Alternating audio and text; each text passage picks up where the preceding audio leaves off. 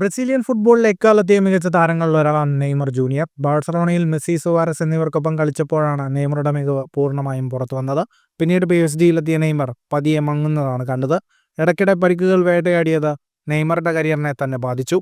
ഇതിനു പിന്നാലെ Saudi club Al ഹിലാലിലേക്ക് ചേക്കേറിയ Neymar നിരാശാജനകമായ സീസണിന് ശേഷം ബ്രസീലിയൻ ക്ലബ് സാന്റോസിൽ തിരികെ എത്തിയിരിക്കുകയാണ്. ബാല്യകാല ക്ലബിലെത്തിയ നെയ്മർ പഴയ ഫോമിലേക്ക് തിരികെ എത്തുന്നതിന്റെ ലക്ഷണങ്ങൾ കാണിച്ചിട്ടുണ്ട്. ഇതിനിടെ ഫുട്ബോളിലെ ഗോഡ് വിശേഷണത്തിലേക്ക് തന്നെ പരിഗണിക്കാത്തത് എന്തെന്ന ചോദ്യത്തിന് മറുപടി നൽകിയിരിക്കുകയാണ് ഇപ്പോൾ നെയ്മർ.